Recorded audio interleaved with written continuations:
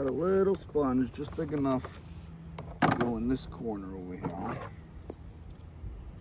So how should I do this?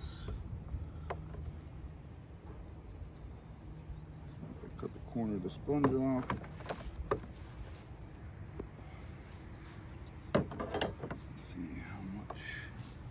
Not much, I don't think. Let's go like that.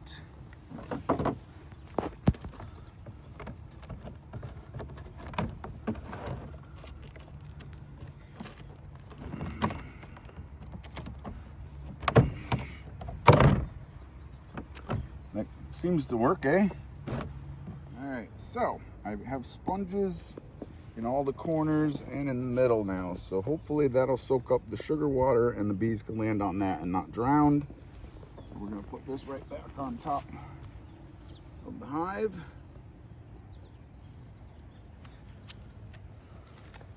Get that centered on there. I'm gonna go ahead and add the sugar water.